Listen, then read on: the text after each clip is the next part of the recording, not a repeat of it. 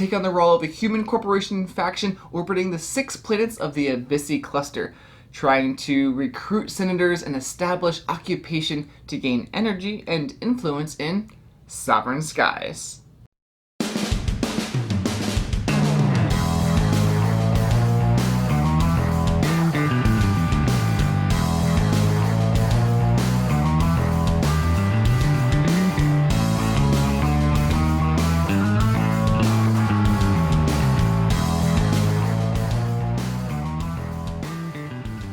Thank you for joining me today at Tantrum House Studio D. I'm Kevin Delp. Sovereign Skies is a 1 to 4 player area control set collection game with a rondel mechanic.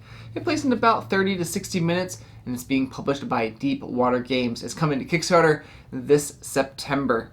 They sent us this prototype to look at.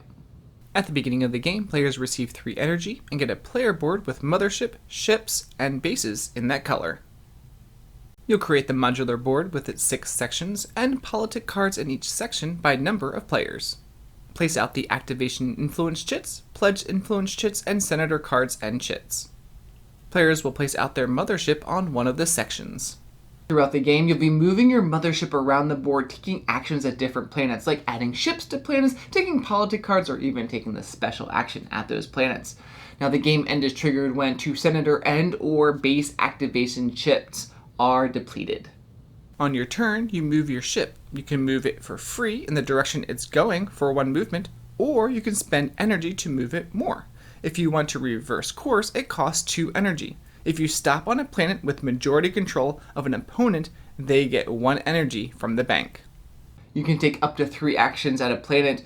If you just take 1 action, then you actually gain an energy from the bank. If you take 2 actions, then you won't lose or gain energy. But if you take all 3 actions, then you have to spend an energy. 1 action could be adding one of your ships to the planet. Another action can be taking a politic card from that planet, but you can't take another one if you already have one of that type.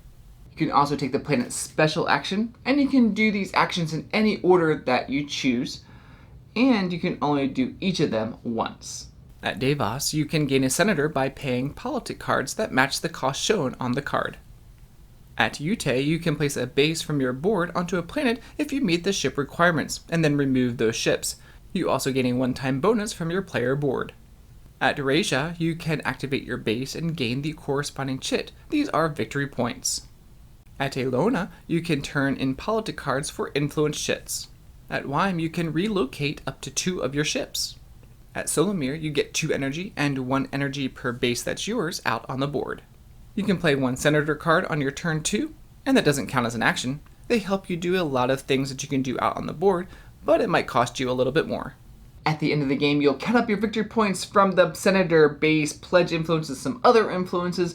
1 point for every 3 energy that you have, and whoever has the most points at the end of the game's gonna win. This game plays fast as you're moving your ship around the different planets and taking your actions.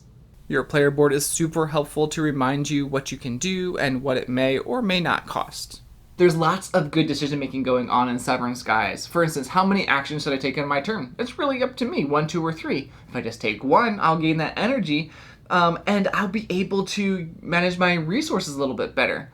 But I'm not accomplishing as much. So should I try to accomplish more and go after 3 actions, but it's going to cost me an energy, but I'll be able to do so much more, like gaining those senators and building the buildings, which will help me progress in the game. Also, the board is modular in the game, and you want to do certain things in order, like placing out your ships, building the base, and then activating them. I think the modular board really helps the replayability of this game. Each game's going to feel different as you're moving your mothership around to the different planets. Because those special actions on those planets will be arranged differently, you could, in one game, really have to move your ship in different ways, clockwise and counterclockwise, therefore spending a lot of energy. In another game, it might be easier to do what you want in the order that you want it. The iconography works well, and it's easily understandable what everything means in the game. You're going to have to determine how you're going to go after victory points. Are you going to go after building those bases and activating them? Some planets require less ships than others, but you might not get as many points. Or maybe you go after senators with the politic cards, but you could also use those politic cards for the pledge influences. And you have the other players to worry about. They might pick a card right before your turn, so you have to watch out for that. I really enjoy the art for this game. From the box cover to the different alien senators, it all works together nicely. If you enjoy rondel-style games with some area majority, then check out Sovereign Skies from Deepwater Games, coming to Kickstarter soon, and we'd love for you to subscribe to Tantrum House.